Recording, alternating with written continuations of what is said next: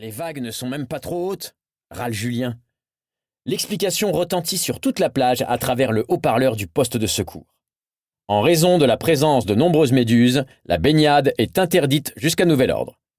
Quelle poisse pour notre tout premier jour de vacances!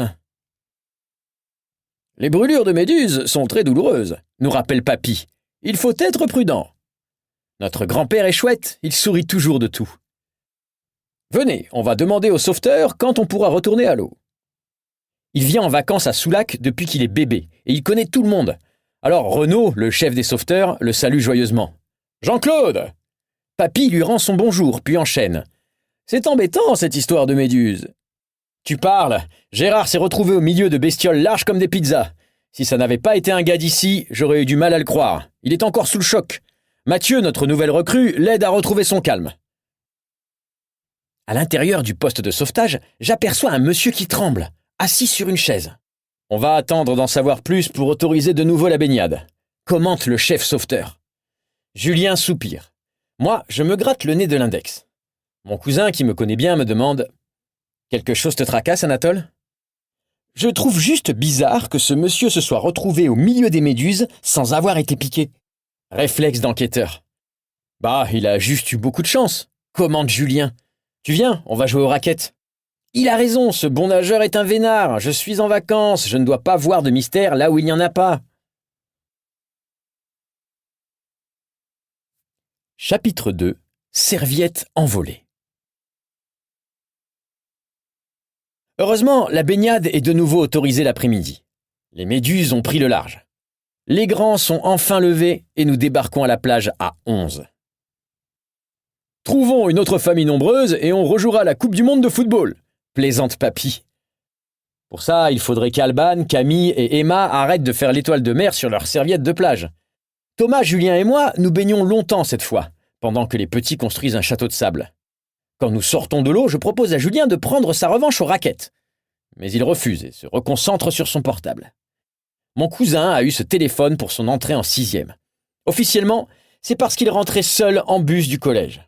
À Soulac, Julien n'en a pas besoin, il aurait pu laisser son téléphone chez lui.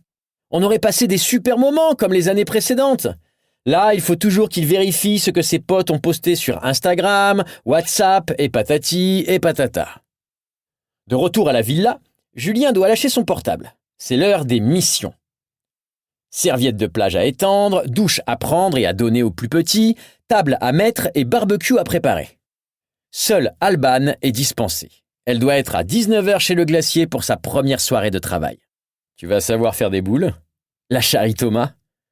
Ne t'inquiète pas, je ne ferai tomber que la tienne, lui rétorque notre aîné. En effet, quand nous débarquons 2 heures plus tard, Alban semble parfaitement à l'aise derrière son stand. Nous avons droit à 9 magnifiques glaces. Enfin, elle prépare pour Thomas une boule plus petite. La prochaine fois, tu réfléchiras avant de te moquer de moi, lui lance-t-elle. Puis elle ajoute de la glace sur le cornet. Alban, vous n'êtes pas là pour vous amuser, lui rappelle une voix au fond de la salle. C'est le patron. Les 2 cousins s'adressent un clin d'œil complice, et nous filons avant que notre serveuse préférée ait des problèmes. Sous la tente, Julien et moi discutons avant de dormir. Coup de chance, son téléphone est tombé en panne de batterie et se recharge dans la maison. Mon cousin se montre très intéressé par les mystères que j'ai résolus cette année. Grâce à Philo, je lui répète. Tu vas voir, elle est trop cool. Le lendemain matin, un cri me réveille.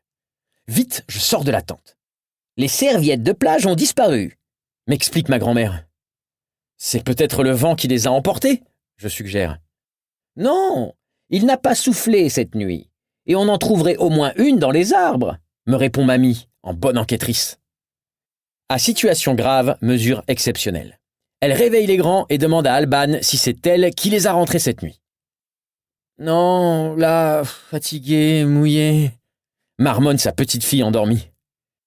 Ce qui doit se traduire en « Non, elles étaient là quand je suis rentré, j'étais fatiguée et elles étaient mouillées. Je ne pense pas me tromper, ce n'est pas ma cousine qui était mouillée et les serviettes fatiguées. » Ça doit être encore un coup des jeunes du camping, râle Papy.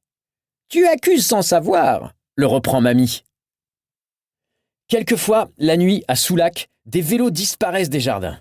Les jeunes qui sortent de la boîte de nuit sur le front de mer les empruntent pour rentrer plus vite au camping, à quelques kilomètres de... Pour continuer à écouter ce livre audio gratuitement, cliquez sur le lien dans la description et vous pourrez l'écouter en entier sans frais grâce à l'essai de 30 jours d'Audible.